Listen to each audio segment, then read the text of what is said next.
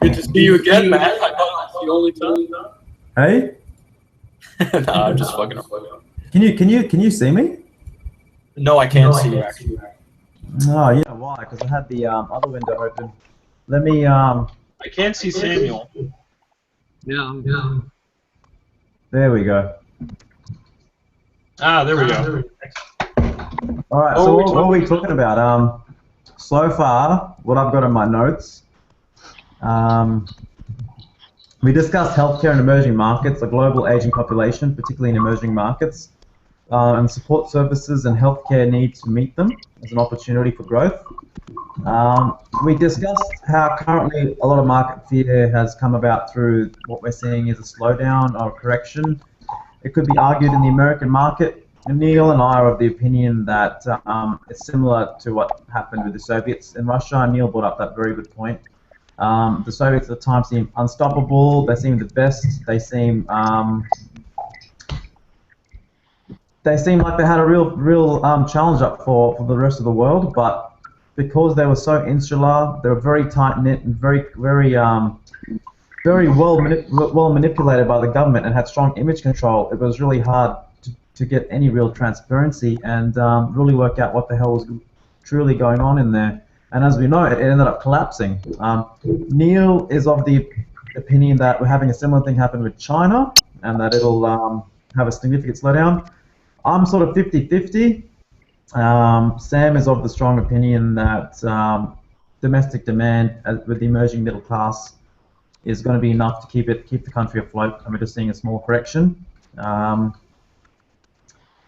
else did we talk about? Do you remember anything else, Neil? Does that pretty much cover it? Yeah, I mean, we talked about China. We talked about how we think that there's a credit crisis going on in China. That there's a tremendous amount of volatility in the markets. Now, Sam seems to think, correct me if I'm misrepresenting points because I don't want to do that. That you seem to think it's the other way around, that China is actually more steadily growing, and it's not going to stop anytime. Is that correct? I can't hear you, Sam. Dude, you're muted. Fucking hell.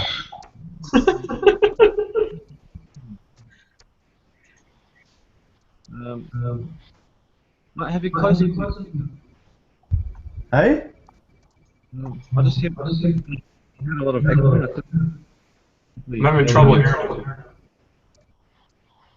Can you hear us? I can hear you now. Yeah, I can hear you well.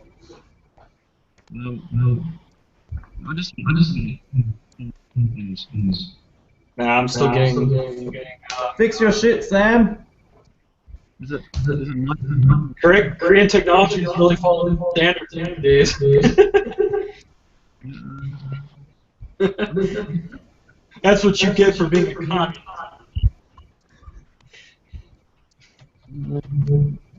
He's gonna go somewhere with more reception, aren't you? I'm like a big Lenin poster in the background, and then it'll start working again.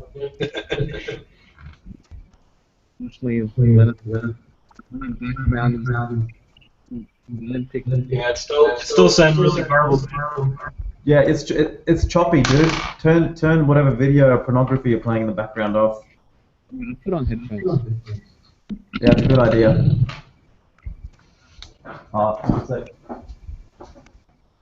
I'm not the reason you're echoing, is it? It could be. Your volume is loud enough. I mean, I'm echoing. Do you want me to pop some headphones on? One sec. Yeah, that might be better.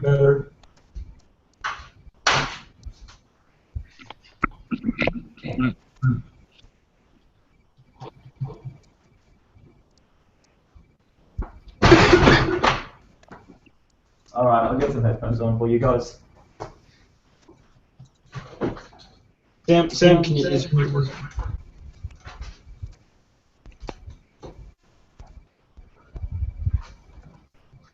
I don't think you're talking.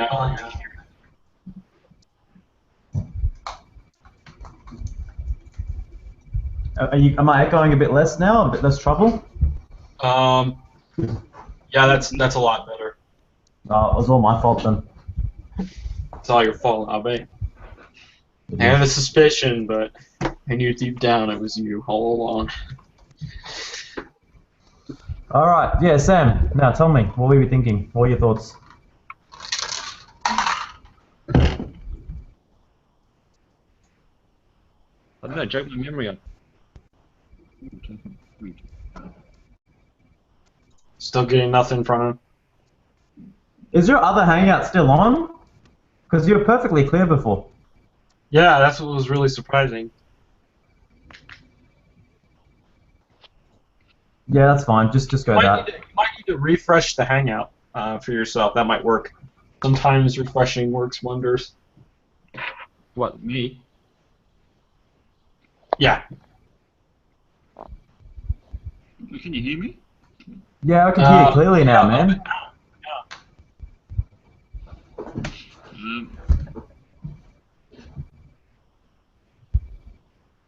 What the fuck were we even talking? Yeah, go on. Sorry, Sam.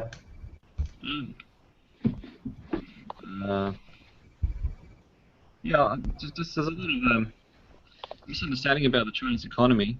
There's a lot of I think there's more of a doomsday kind of analysis of China in the media, a lot, and yeah, the reality of the economy is that it's just emerging, it's developing, it's yet to fully, start Well, adopting. nobody disputes that. I still think the country has great potential.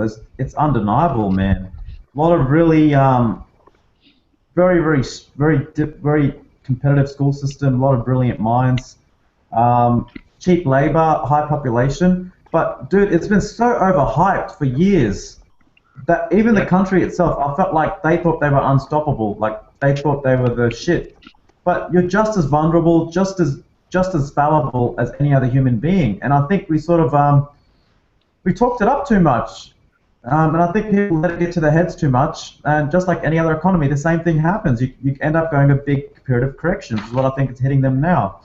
And they're realizing in a short amount of time, you can't pull miracles. It takes 50, 60, more years to really, really change and grow. Potentially. But I just think the nature of the economy is just so centrally commanded. It's so like every major bit of the Chinese economy is controlled, and it's geared towards development and growth.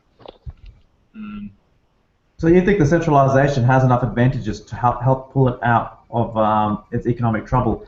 Me and Neil, I'll speak for you here. Me and Neil, I think, would be of the opinion that heavy centralization leaves it more vulnerable because it means that it's more fallible to corruption and self-serving interests of politicians and people in power and in the right circles. Would you agree, Neil? Yeah, I mean, the only thing I want to add is, we need to be aware of the context here of China in general, which is that China is in a unique situation, whereas they have an overpopulation problem, but not so much just the overpopulation, but they have a large population, period. And when you're centralizing a system on that scale of a population, you're bound to run into problems because there's no way that any singular government entity can fundamentally manage and oversee all those different territories and all those different peoples with all those different needs in a efficient and productive way. And this is not anything new. The Soviets had this problem. The Cubans had this problem. And it all comes down to who's in power and why. And in China has a large problem with that because China trades off leadership every so many years. And what has happened is in Beijing you have the political and military capital, but in the south with Shanghai you have the monetary and fiscal power, right?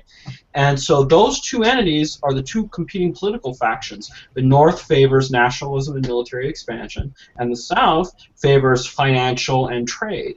And right now the United States and China are kind of buddy-buddy, but when leadership changes again, and it will, you're going to see a dramatically different face to the Communist Party. And I think that China, and to just wrap this topic up, because I feel like we're going in circles, but yeah, we are. I feel like China, in the long term, I agree. I'm not predicting any doomsday scenarios with China. I mean, China is going to be relevant for a long time, but China, in terms of being a global superpower, that very much is in question, I think.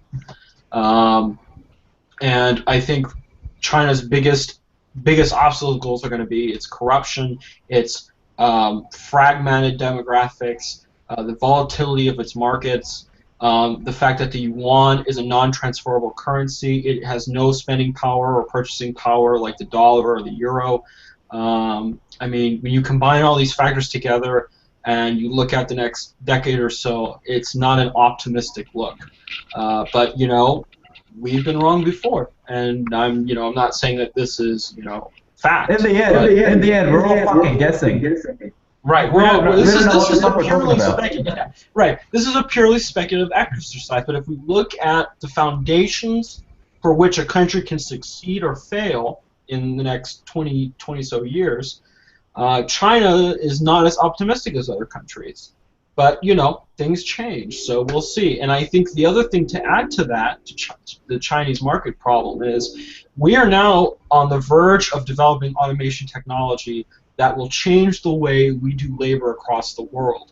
For a very long period of time, China has relied on its exploitative labor practices to basically undercut the competition on an international scale, and it's worked very well. The problem is that machines never get tired, machines don't require paychecks, and they can work around the clock, no problem.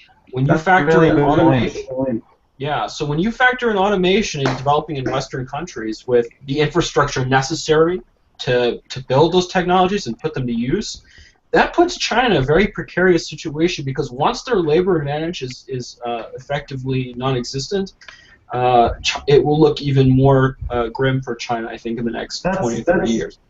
That's another market I've been looking at, man, and you've got a really good point, because they feel that machines and AI are getting more and more sophisticated and capable of replacing more and more tasks that initially was on the border of human versus machine. Machines are slowly taking over, and even surgery, complex surgery, is getting to the point where machines are going to have better, more reliable prognosis than something done by a surgeon. Yeah, and in fact, I would not be surprised in the next 15 years if most surgeons are primarily more like bureaucrats, and the machines do all the actual surgery, and the surgeon just signs off on the operation. Like what doctors are becoming now, they're really just bureaucrats, and physician assistants are kind of taking over what was the expert systems. Expert systems. Yeah. I'm with you. No, it's a really good point, and it's something I was looking at throwing a bit of money into as well myself. It's an emerging market. I actually am not entirely knowledgeable about it though, so I might be. Neither am I. It's something I have to do a lot of research in, and I think again it's going to be like the next IT boom and the next IT boom and bubble. And at the moment, it's in a very, very small cap stage and very what's it called? Venture capitalist stage, but I think it's really, really up and coming. And I wouldn't even be fucking surprised if it replaces my job in the next 20 years or so.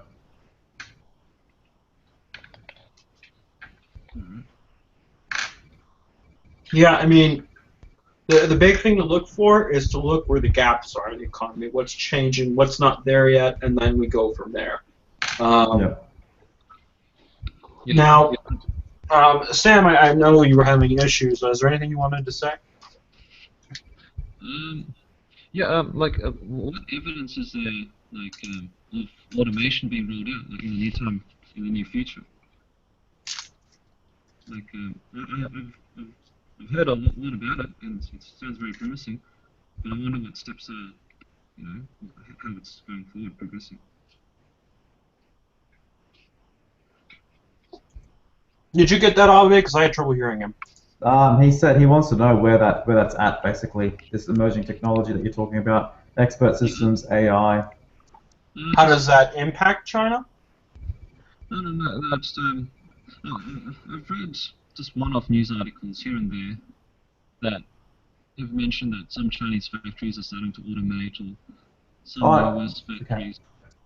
Sam's saying the same automation is taking place in China as well, so you can't count them out. And I think he's got a good point, because engineering is a very big thing as a field that people, it's a very respected field.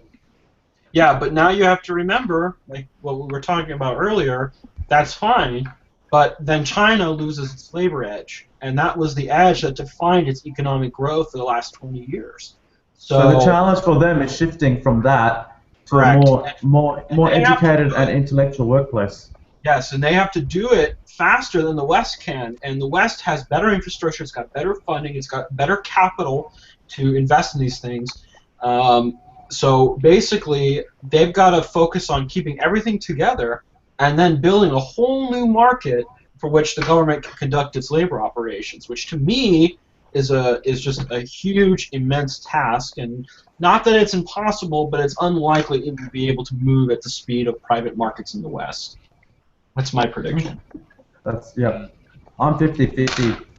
Because I think even now, we're seeing so much innovation coming out of China as well. And because there's less of the, how would you call it? Not politics. There's certainly a lot of politics, but less of the social justice warrior, or less of the environmental concerns and the culture in the West that tends to hold innovation back. In one sense, I think China's more ready to embrace new technology, such as genetically altering babies, or choosing features of a child and whatnot.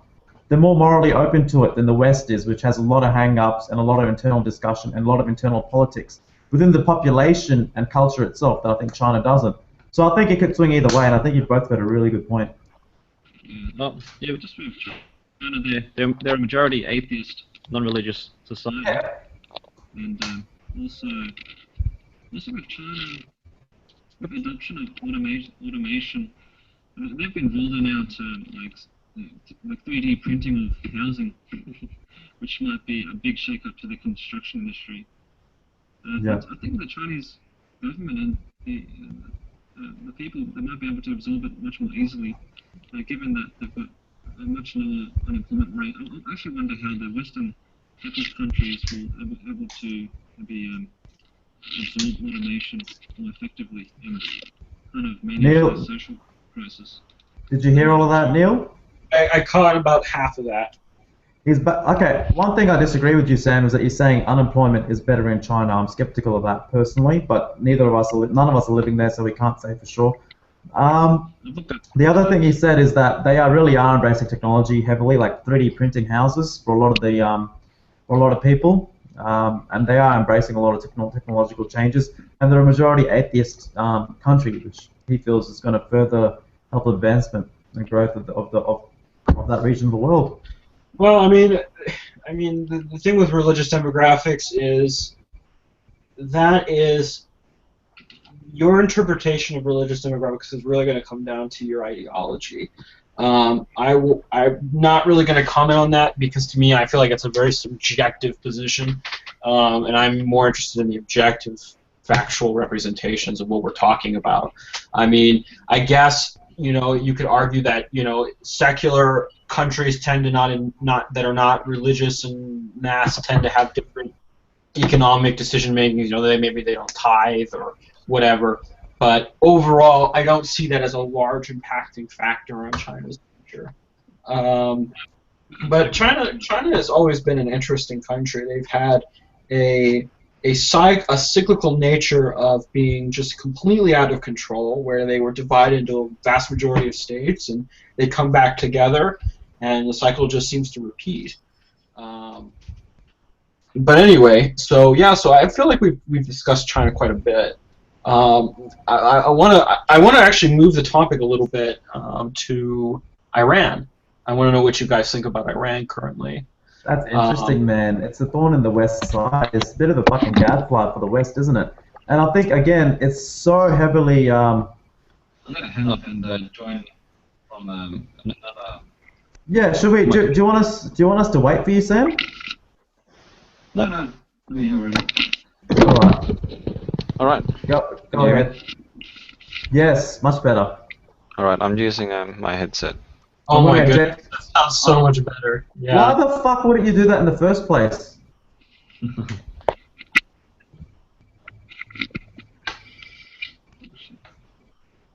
Okay. I don't know, man. It's a country and culture that's very that I don't think we have a very good understanding of in the West or awareness. I think we tend to lump them up with the rest of the Middle East, which has a certain image. And I think Ahmadinejad, is that his name? I actually gotta look it up because I don't. Yeah, Ahmadinejad, I think is a bit of a thorn in the West, in the side of the West, because he doesn't want to play by anyone else's rules but his. Bro, And I like this. So Iran, they coined their leader's name Supreme Leader. I really like that. It's I think it's pronounced Saeed Khanami. Khomeini's old, man. That's an old regime. That's the old regime. Yeah, you're right. Yeah. Khomeini, Wait. man, he's old school. Yeah, I'm terrible at following up these guys. Ayatollah, he's a religious leader. So in the Middle East, religion seems to come before politics. Before politicians. Yes. Well, you're So- dealing with by and large theocratic states, so that's going to be a large factor in determining the direction these countries go. Yes. What's your opinion, Neil? Because I think it's progressive in a lot of ways, and I think it's extremely independent state that doesn't want international intervention. Well, Iran is in a unique position, and the reason is because all the countries that exist to the west of Iran are fucked up. And basically, it doesn't take much to completely strangle and screw up everything to Iran's west. So Iran is in a situation where they have to be very careful about who they spend their time with and who they don't, because one bad alliance, one bad allegiance, one bad deal, and that whole region of the west in the Middle East gets scrambled. So Iran has been looking for partners to solidify itself in the region in the Middle East. And one of the ways they've done it is the dealings we've had with where I live, the United States. And Right. we're working on a nuclear deal, which is being spearheaded by President Obama's administration. And so far, it looks like Iran could be a potentially good partner for at least us in the United States, because Iran is another emerging state, and they have to be to survive, because there's a really friendly group in the Middle East called ISIS, and they tend to make other Middle Eastern states very nervous when they come knocking. So Yeah. So Iran is a very unique position. Iran also, because it's developing its trading infrastructure, they very well may be a resurgent power in the Middle East, I think, in the next three or four decades from now. But as we know, with the Middle East, things are never certain, and all it takes is one coup or one fluctuation in markets, and everything just collapses, and you've got 20 new states coming out of these larger ones. So it's very hard to say. Okay, dude, I ejected Sam by not by mistake. I ejected one of his, things that we had. I wanna try and add him back again, but it says he can't get in. So I want to That's see really if I can. unfortunate because he just got it working too. Fucking hell. You want maybe well, I don't know, maybe give him 10 seconds and see, try again. Yeah, hang on. He's trying. Or refresh his browser. What's your fast computer?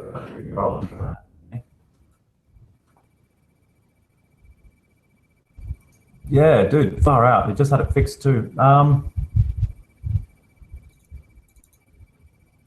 Yeah, so I mean, right up to now, we've talked about Iran and Russia and China. So we've gotten 3 good topics right off the bat. So I think that's a good start. Dude, there's so much more to talk about, and we have to compile our information and opinions and see what sort of good investment approach would be both from Australia and from the US. Mm-hmm.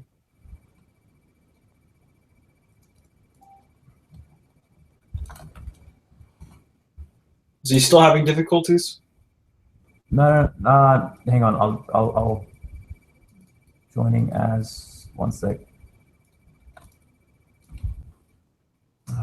Jesus Christ.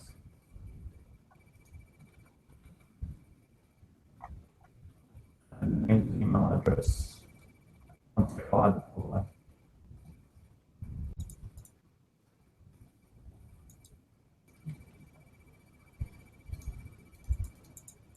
Invite. Sent him the invite. You sent him an invite? Hey? I said you sent him an invite?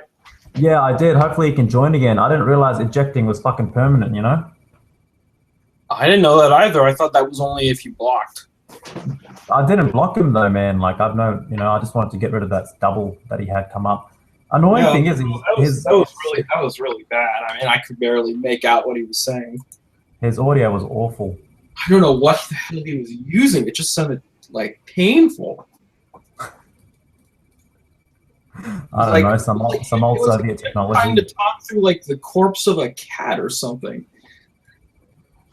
Give it a minute, see if he joins and we'll continue. Apparently I can record for 8 hours, which I think is fucking great.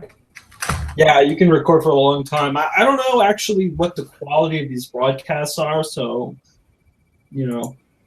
I think there's a way to change the settings, but I got to download all these apps and whatnot. Yeah, which is kind of a pain in the ass. There's even a Q&A app, which I think is pretty cool. Oh, Q&A app, really cool. That's kind of like what, yeah, that's neat. You can kind of do it like an Ask Me Anything with it. Yeah, exactly. Any luck? I'll ask. I like having him here because it's very out, so I like having that contrast.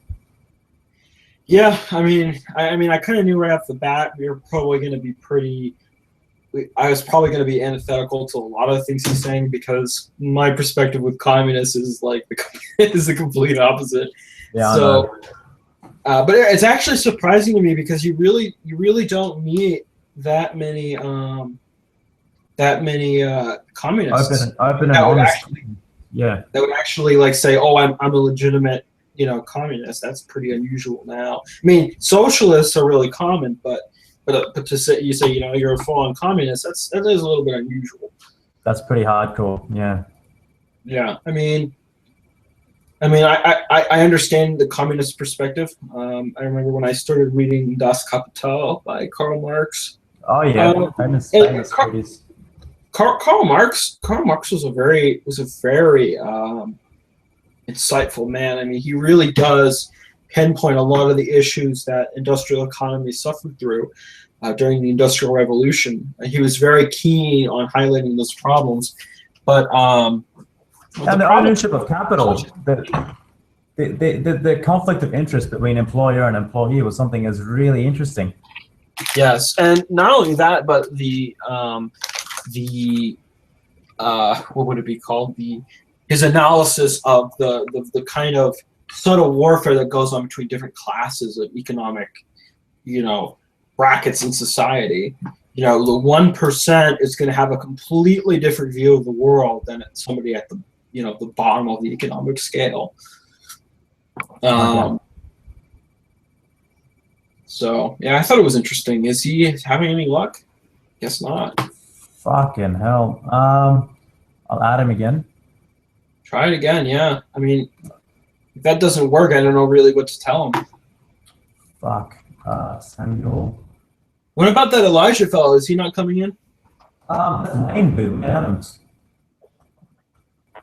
Well, I mean, if it's just between us, it's not a big deal. No, should we just start another one and save this one? Yeah, I mean, you can do that. That's fine. Hang on. Yeah, next time we should probably make sure all this stuff is ironed out before we start broadcasting. Oh, dude, it was just spur of the moment. You made a Facebook post, and I'm like, fucking perfect. That's exactly what I've been considering researching. Right, I know. It was kind of like a weird thing going on there. Answer. Okay. Sam. Send me a link. Don't call me on my phone because it'll never work. No, wait. Let me see what's going on. Give me a minute. Sam, are you there?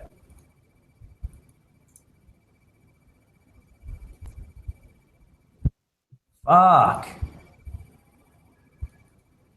Here, you want me to host it?